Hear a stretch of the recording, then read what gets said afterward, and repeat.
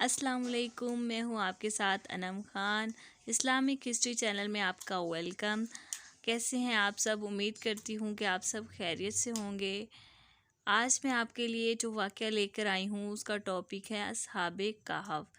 انشاءاللہ آج ہم لوگ سیکھیں گے کہ صحاب کہف کون ہیں اور ان کا نبی پاک صلی اللہ علیہ وآلہ وسلم کی بارگاہ میں کیا رتبہ ہے۔ آئیے اپنے واقعے کو شروع کرتے ہیں۔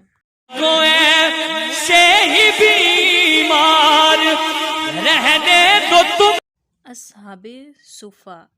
پیانے مسجد میں ایک سائبان تھا جو صفا کہلاتا تھا۔ ان فقراء و مساکین اور صحابہ کے لیے تھا جو مال و منال اور اہل و عیال نہیں رکھتے تھے۔ انہی کی شان میں یہ آیت بھی نازل ہوئی ہے وَاصْبِرْ نَفْسَكَ مَعَ الَّذِينَ يَدْعُونَ رَبَّهُمْ بِالْغَدَاوَةِ وَالْعَشِيِّ يُرِيدُونَ وَجْهَهُ۔ ترجمہ: اور روک رکھ جان اپنی ساتھ ان لوگوں کے پکارتے ہیں پروردگار اپنے کو صبح اور شام کو اور چاہتے ہیں رضامندی اس کی۔ ان کی تعداد میں موت یا سفر یا تزوج کے سبب سے کمی بیشی ہوتی رہتی تھی۔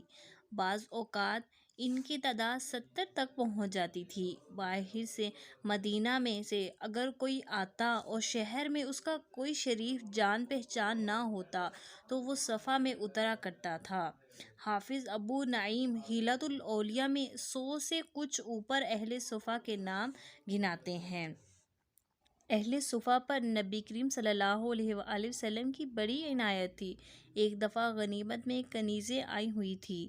اس موقع کو غنیمت سمجھ کر آپ کی صاحبزادی حضرت بی بی فاطمہ اور حضرت علی مرتضیٰ دونوں خدمت اقدس میں حاضر ہوئے اور ایک خادمہ کے لیے درخواست کی۔ آپ نے یوں جواب دیا: اللہ کی قسم یہ نہیں ہوگا کہ تم کو خادمہ دوں اور اہل صفا بھوکے مریں۔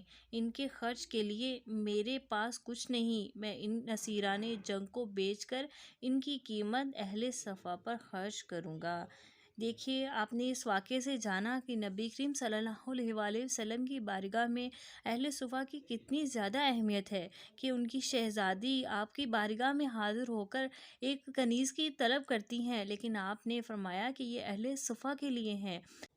اس بات سے ہمیں اندازہ ہو گیا کہ نبی کریم صلی اللہ علیہ وآلہ وسلم کی بارگاہ میں اصحاب صفا کی بہت ہی زیادہ اہمیت تھی۔